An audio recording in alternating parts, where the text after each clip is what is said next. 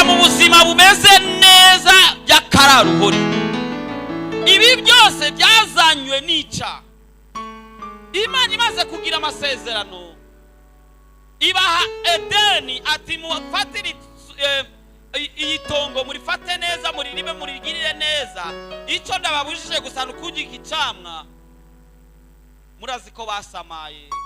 Adamu yumvira umugore, kandi ijambo ry'Imana ritubwira ko abagore ari kubakunda kandi abadamu mumbabarire turabakunda mugabo kumvira samahana. Ubaza kwiyumvira akubwiye ngurumva ngo akakana kamukuru wawe ngwirukana, ngurumva ngo kagombye kumfata ku nguvu. Genda pole pole. Nyoko araroga. Aroze ubu umurongoye igiye akuvyara kwahose aragukuza, uno munsi ntiharoga. Abadamu mumbabarire. Adamu aja kumvira umugore mu gishingo cyo kumukunda.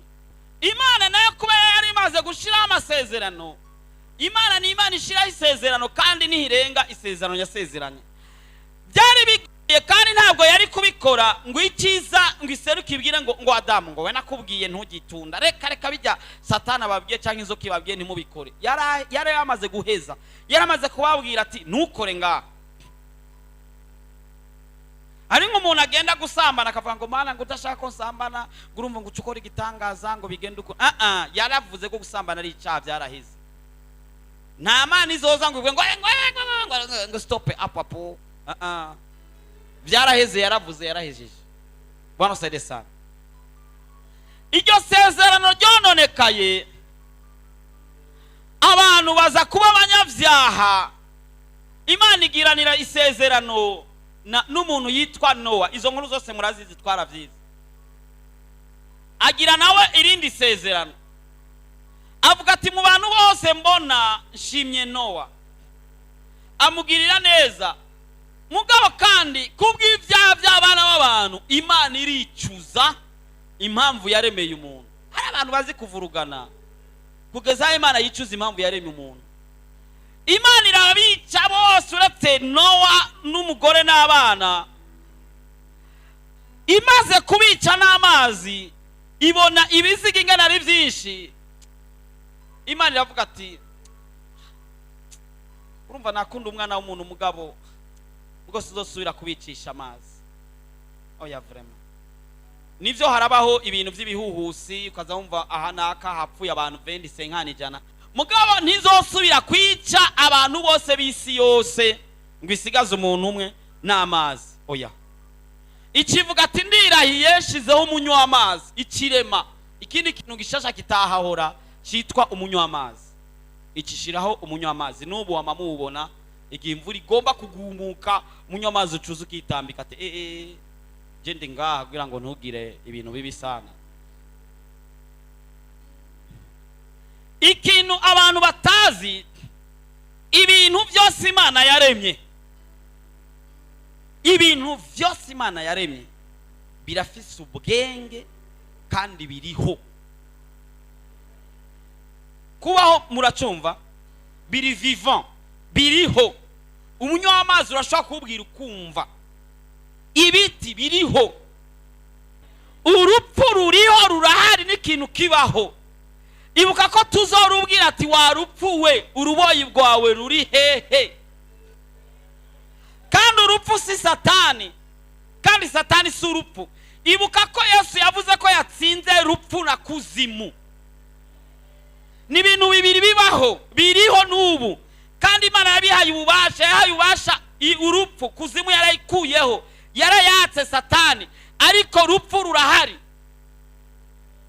Kandi turarubwira turufiteho ububasha hejuru y'urupfu, hejuru y'indwara, kuko Yesu yavuze ngo genda mukiza abagwaye muzure n'abapfuye.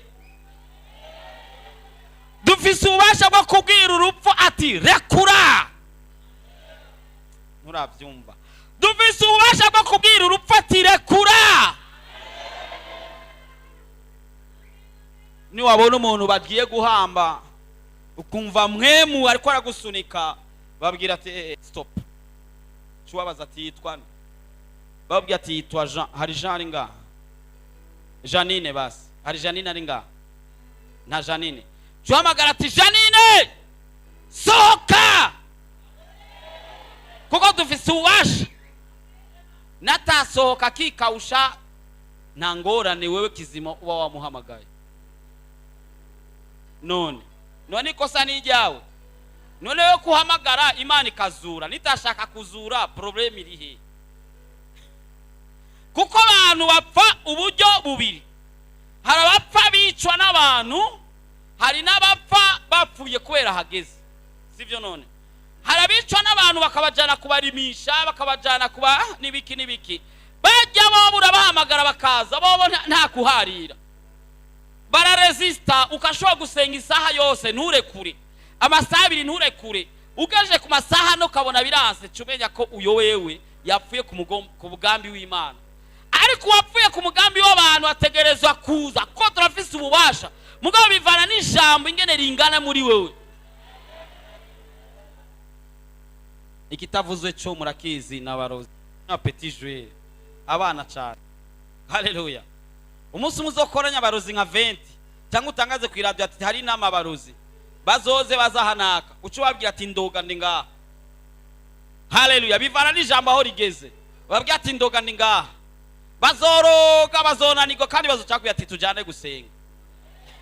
Haleluya. Haleluya. Haleluya. Maze Imana inyuma ya Nowa ikigeranira isezerano n'uwitwa Aburahamu. Muri Aburahamu Imana imubwira ko agiye kuba sekuruza w'abizera, maze twebwe tuca tuba abuzukuruza bo kwa Aburahamu. Imana ica kuri Isaka, ica kuri Yakobo, maze hagera igihe haza Yesu Kristo. Yesu aza ntiyaje gutabagura ya masezerano yose, mugabo yaje gushitsa amasezerano aca kuri Aburahamu. Haleluya. Maze Yesu acatugira abaraganwa nawe. Amen. Nukuvuga ko amapromese, amasezerano Imana yasezerani Aburahamu, twebwe tuyafitiye uburenganzira biciye muri Yesu Kristo. Muribuka rya jambo twasoma mu Baheburayo ko uri muri Yesu Kristo wese nta rubanza ruzomutsinda, kandi amasezerano yo kwa Aburahamu tuyaronka biciye muri Yesu Kristo. Imana rero dusubiye inyuma gatonya, igihe cya Aburahamu Imana cigira irindi sezerano. Igira isezerano na Mose. Yesu ashimwe. Ibona abantu batangiye kuvyonga, bavuruganye birakomeye, Imana icayemera Mose ikimuha amasezerano ari ya mabwirizwa 10. Muri ayo mabwirizwa 10 byajana n'igihano. Ukoze icyaha byari by'umubiri, imwe ntiyakora, hakora umubiri. Haleluya. Ukoze icyaha baragutera amabuye, uwasambanye baramutera amabuye. Tuvuge nkaho umaze gusambana ni kangahe buriya? Uba watewe amabuye sinzi nambari kangahe. Kandi urumva ntiworinze unatambana kangahe kurumva bagutera amabuye kugeza aho upfa. Mugabo Yesu amaze kuza ntabwo yabitabaguye, mugabo yazanye ijambo ryitwa ubuntu. Babagabo b'Isirayeli baca bibaza ngo ni nka kera, bafata umukobwa yasambanye, sinomwita umukobwa kurumva amaze gusambana, bacaza bamuzanye nawe nyene sinzi ko yarafise agahuzu kiwe mu maboko, bamushikana imbere ya Yesu. Bati Mose yatubwiye ngo umuntu yafashe asambana tuze tumutere amabuye. Ati none ubivuze kwiki? Yesu acatangura kwandika hasi. Bibiliya ntivuga amajambo yanditse, arandika hasi, arandika hasi, arandika hasi. Yunamuye amaso asanga ba bantu bamwe bamwagirije, kuko yabanje kubabaza ati utarakora icyaha aba ari we abuwa mbere kumutera ibuye. Baca baranyororomba, kunyororomba ndibaza muracumva. Umwe aracomoka, bigirisha nka bitaba telefoni y'abazari zihari, akaba bakwefye. Yesu acabaza wa mudamu, sinzi ko no mwita umudamu, kuko urumva umudamu n'umuntu yisoneye, amubaza ngo ba bantu baje kukwagiriza bari hehe? Nawe ati sinzi, nabonye umumu agenda. Acambwira ati nenda usirudi kutenda dhambi tena, genda ntusubire kandi gukora icyaha. Byari bitandukanye n'icyo gihe. Haleluya. Ni ukuvuga ko twebwe twashikiye mu cyuzuye, aho duharigwa ibyaha tutarinze gutanga impongano y'ihene cyangwa y'inka. Haleluya. Ariko rero Paulo nawe acavuga ati mbega ubwo buntu tubupfisha ubusa, mbega kubera Yesu aharira, mbega muzokwame musambanya, mwica, mwiba, mugira gute? Mugabo bamakiriye bose yabahaye ububasha bwo gucika abana b'Imana, nibo bizera izina ryiwe. Haleluya. Angira mvugane n'abantu bakijijwe. Amen. Abakora ibyaha samahane, mugabo badakora ibyaha cyuga ati pastor nisengesho twama twisengera ngo umuntu ashaka kwirirwa atariye ngo mugabo ntashobora kwirirwa adakoze icyaha. Iyo sengesho je sindagyemera. None tufate example, umuntu ari muri koma akora icyaha ajyana. Bano sadesana turashoboye kubaho ubuzima bwo kudakora icyaha. Apana umuntu agucokoje ukubita ngo tuko wanadamu bwana, ubonye agatelefone kantuzu katiri ngo turabana b'abantu ngo Imana iraza kumbabarira. Ubonye agakobwa karenganya ati bada bano sadesana. Imana rero ikizana Yesu. Ndiko ndabona igicapo cha Yesu. Imana kuba ifise umwana umwe. Haleluya. Yafashe umwana wayo w'ikinege. Usomye Yohana 3:16 ngo kuko urukundo Imana yakunze abari mu isi ariko gwatumye itanga umwana wayo w'ikinege ngo umwizera wese ntazapferuwe ariko ahabwe ubugingo budashira. Umuntu akora icyaha wese aba ari umuntu w'agasuzuguro katabaho, yasuzuguye amaraso ya Yesu.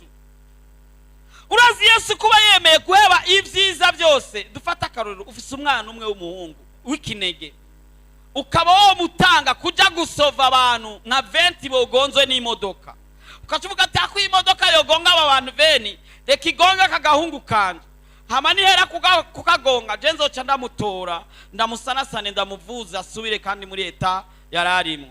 Ukacubona ba bantu yabacunguye yemeye kugongwa we, ba bantu bakaca basubira kandi bakagenda kandi kuyayata muri rya barabara.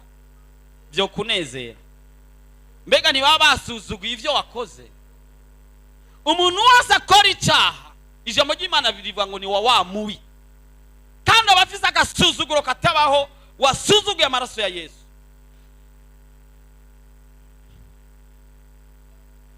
Enda rero mbabwira ikintu gikomeye cyane Yesu yakoze. Haleluya. Haleluya.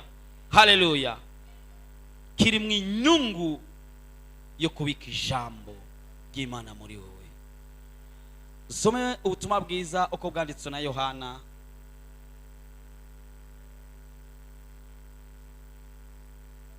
igice cya 15.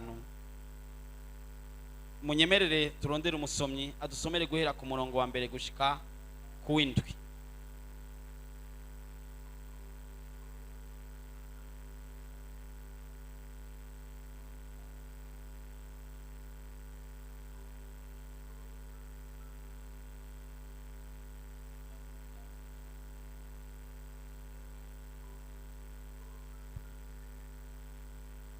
Semiza Yesu ari muzima. Amen. Umuzabibu w'ukuri n'amashami yawo. Je ndi umuzabibu w'ukuri kandi data ni nyenewe. Shami ryose ryo muri ho jewe ritama arikuraho kandi ryama ryose arayituturira ngo rishirize kwama. N'ubu mwebwe mumaze kwezwa no kujambo nababwiye. Nimugume muri jewe nanje ngume muri mwebwe, nkuko ishami ritabasha kwama ubwaryo itagumye mu muzabibu, niko namwe mutabibasha mutagumye muri jewe. Ni jewe muzabibu namwe muri amashami, uguma muri jewe nanje nkaguma muri we, uwo ni we yama cyane, kuko ataco mubasha gukora mutamfise. umuntu nataguma muri jewe atabwa nk'uko ishami riterwa inyuma y'uruzabibu akuma, maze bakayatororokanya bakayaterera umuriro agasha. Nimwaguma muri jewe amajambo yanje akaguma muri mwebwe, musabe icyo mugomba cyose kizobebera kuno. Amen. Amen, amen. Yesu aguhezagire cyane. Ati ni jewe umuzabibu w'ukuri na data niwe, ngo natwe turiki. Haleluya. Urumva iyo avantage turonse kuba turi ishami, ngo kandi ishami riguma muri jewe ngo niryo ryama gose, ngo kandi ntacyo muzobasha mutamfise. Buri muntu adafise Yesu ntacyo afise, buriya ntacyo yoshobora. Haleluya. Kandi urumva ko igiti, reka tuvugane ukuri kw'igiti. Hari abantu barimye, hari abantu barima, hari abantu bazi igiti. Mbega igiti n'amashami biratandukanye muri nature yavyo cyane muri kameremere kayo, cyane muri kameremere ndibaza murumva icyo kirundi. Mbega ishami ry'ivoka n'igiti cy'ivoka aho bitandukanye. Mbega igiti nikironka amazi kikaha amashami, amashami nayo akacaronka ivyamwa. Mvuza amavoka abanyagitege bacavyumva n'ingoga. Mvuza ikigazi abanyarumonge baranyumva n'ingoga. Nk'ikigazi na Bibiliya ivuga ngo meze nk'ikigazi cyatewe hafi y'umugezi w'amazi. Amen. Nk'ikigazi kironsa amazi kiyajana kikayinjiza kugeza mu mashami. Natwe turi amashami ya Yesu. Ibi ni vy'imwemu, kuko igiti cy'umubiri ni igiti, ariko Yesu yariko aravuga imwemu. Igiti ni Yesu. Haleluya. Amashami ni Jackson nande undi. Haleluya. Maze ivyamwa twama tuvyama kubera tumaditse kuri Yesu. Nukuvuga aho turi, aho tugeze, tufise kameremere ka Yesu, tufise nature ya Yesu, tumeze nka Yesu. Ivyo Yesu yararekuriye gukora nivyo natwe turekuriwe.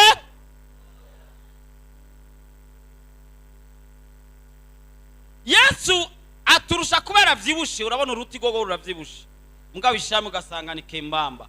Aturusha kubera ari Imana, mugabo natwe aca tugira utumana tutupeti duto. Haleluya. Kandi Imana yoyo irarenza ko iki tugira twebwe na Yesu abaragwa bijuru. Ikivuga twebwe tubaye abaraganwa na Kristo mu bwabi bwo mu ijuru. Birambabaza kuriganyira urira ngo nakufa ndago. Ayo ni indirimbo nyinshi zihari turirimba rimwe na rimwe nka twenga. Nitakuwa wapi kama siende mbingu? Mimi nitakwenda mbingu. Mimi nishajua kwamba nitakwenda. Jenda ziko zoja mu ijuru. Nzinone nziko ntazoja mu ijuru lozanga gukora iki? Hari umuntu atazoja mu ijuru ari muri mubari ngaha. None ukorera iki vya uzoyava usigara? None umuntu ariko aja mu ijuru arisamaza n'ibintu vya burebure bisigara ngaha. Jenzoja mu ijuru ko je ndi umunyagihugu wo mu ijuru, ni karata ndayifise. Ndayibereke ni mpwemu yera ari muri jiwe. Alléluia. Ijya ni carte de citoyen, ni carte nationale d'identité. Citoyen du ciel. Hariyo ni iwacu turi tuko tembezi turitemberera ngaha. Nico gituma ivyo ngaha bitaturaba cyane. Haleluya. Ushobora no kuvyuka mu gitondo utarumviriza amakuru y'ibihuha, ukazinduka wumviriza ijambo ry'Imana, ukazinduka usoma ijambo ry'Imana. Kuko twa tukeneye amakuru yahari iwacu, niyo dukeneye, niyo twenteresa, niyo twibandaho cyane. Reka rero kandundura ya vyose kuri 15-7 ni finale vraiment. No, natangiye kuvuga amasezerano kugira ngo mumva amasezerano. Amasezerano ni ukuri. Imana icyayinaniye n'ikintu cyitwa kubesha cyonyine. Yavuze aya majambo Yesu ngo nimwaguma muri jewe amajambo yanje akaguma muri mwebwe, musabe icyo mugomba cyose kizobabera. No byanga kuba kuno kubera tutarasaba canke tutari muriwe. Mugabo twaguma muriwe. Harabize calcule mu ishure. Uzi n'uwa mbere basi. Rimwe nongereza bibiri bingana bingahe? Sawa, reka tubiharure ngaha.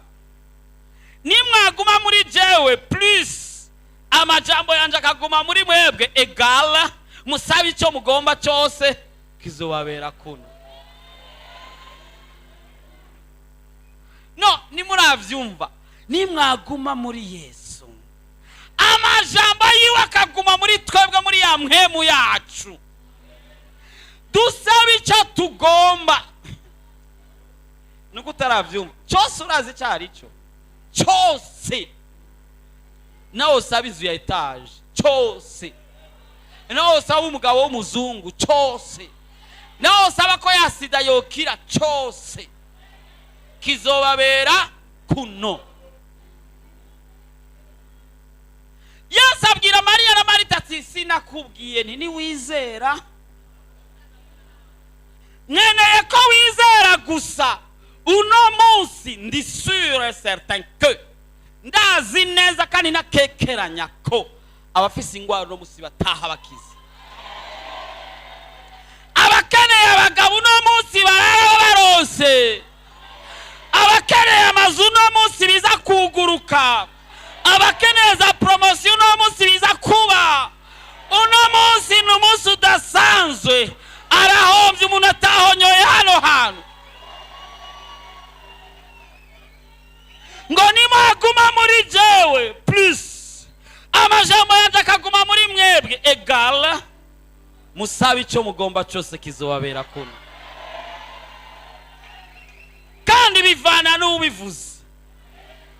Hari udusore duhenda udukobwa ngo urumva ngo nzoguha indege, nzoguha navyo afise, ariko abitubwiye n'ubifise ni nyenevyo. Niwe yabiremye, niwe yakuremye, niwe yandemye, niwe yangize kondi, avuze ngo niwe asaba icyo ugomba cyose. Nupfa ivyo usabye. Hari umuperezida yigeze gutwara mu Burundi, yigeze kuja kugendera ishuri rimwe ruguru, acabwe ati nimusabe icyo mugomba cyose ndakibaha. Umuderiga carahagarara ati turakeneye umupira wa football.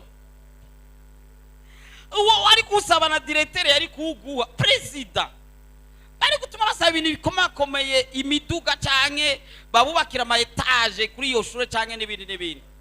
Mugasavye umupira sinzi kugugwa 30,000 president. No, ubu tugomba dufata Imana kure kumwachilia.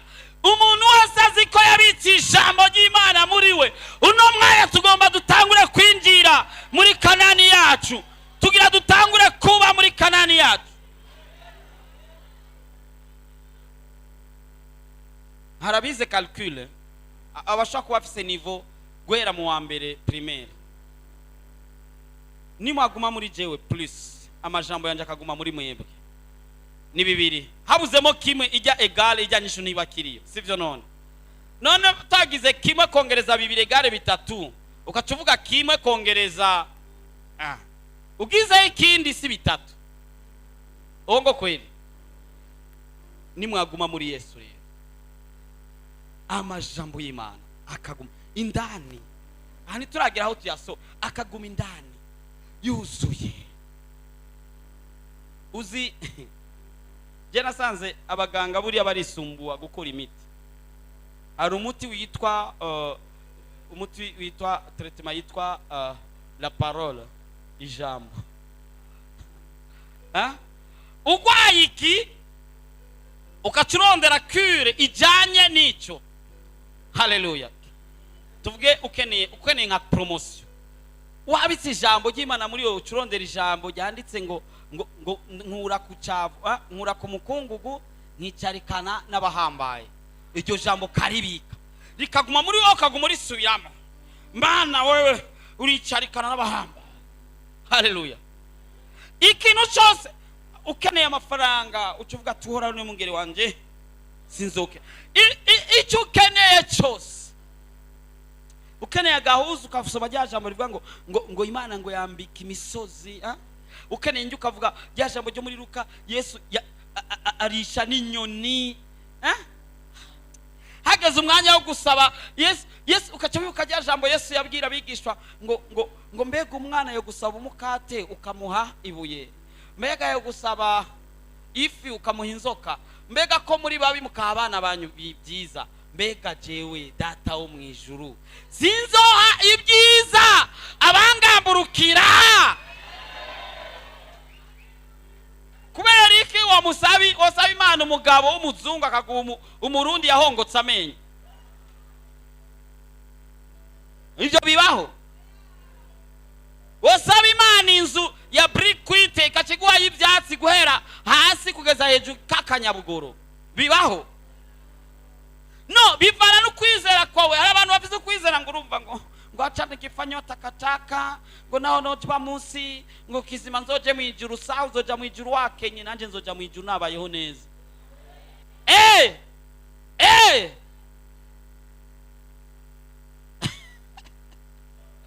Hallelujah. No, sisi si watu wa chini, turi abantu ba level yo hejuru. Amena. Turakeneye kumubwira ibyo tugomba vyose. Abana bara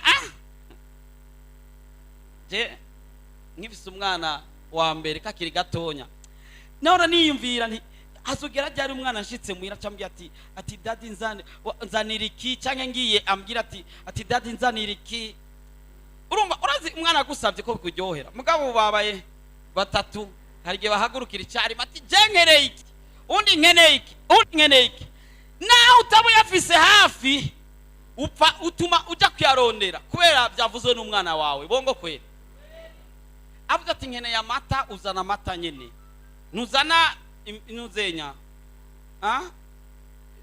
shubira ni murayizi ari ibintu birura bita shubira.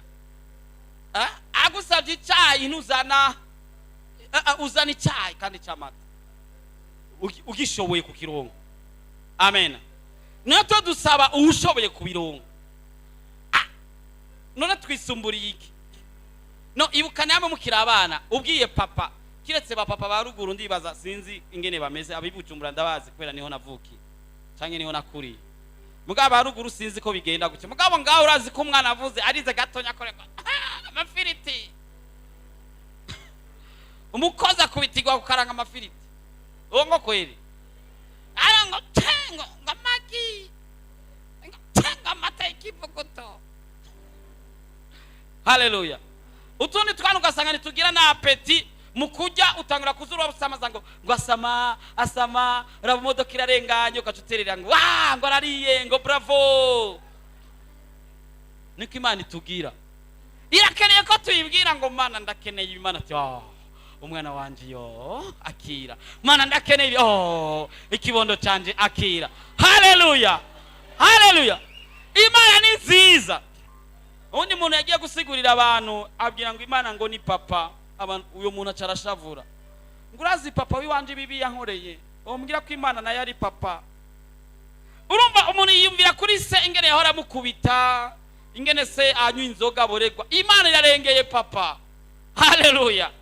Ni Imana n'umwami w'abami adukunda kumwe kubi. Imagine yeme yatanga Yesu kugira ngo aducungure. Uravye bibi ukora wewe. Iyo abikwanga iba yarakuranduye kera. Wongo kweli. Uribukana bya bindi wagize amisomeni heze. Bijya byari komesha. Mugabo ntiyakuranduye, urabe ingene gukunda rero. Ubu rero arageze ko ushira ijambo ry'iyo mu mutima wawe, maze utangure rero kumubwira. Kandi ubishatse urashaka gusengurira, urashaka gusenga uri kuratwenga, urashaka gusenga uri kuraririmba, urashaka gusenga uri kurasimbagurika, urashaka gusenga uryamye, urashaka gusenga uhagaze, urashaka gusenga upfukamye. Mugabo wumve ko wiyegereje Imana yawe, data wa twese. Hallelujah. Kandi ijambo ry'Imana ucuza urishira ahajyanye n'ikibazo ukeneye, inyishu ukeneye ahantu hose. nimba urwaye amaso ubwira Imana ati Yesu warahumuye Barutimayo. Niyo mpamvu mugomba kuba muzi amajambo y'Imana, muze mwandika amajambo dusoma, ugeze muhira uyige neza. Haleluya. ubwira ati Yesu warakijije Barutimayo, none jewe wobura gute kunkiza? Ugwaye ibintu ku rukoba uti Namani wamukijije imibembe, je nta nubwo ari imibembe, kandi Namani yari umupagani ntiyaranakuzi w'umusiriya, none jewe ndi umurundi kandi uwo kwa Aburahamu, none wombura kungirira neza. Haleluya. Ukavuga amajambo amukonvenka, amwemeza, ugafatira ku majambo yavuze. Uzi ko n'umwana kubwiye ikintu, agusabye ikintu, agaca afatira ku majambo wamwemereye. Wamubwiye ngo niwatora konkuru zo kurungi kuzoja kugira vacances i Nairobi, yaza kabikubwira kuko uzi ko wabivuze, nubwo amafaranga atari hafi cyangwa wari wapanze kuyakoresha ibindi, urabikora kubuzi ko ari wowe wabivuze. Wongo kweli. Ibuka umwami igihe kagakobwa gatamba neza,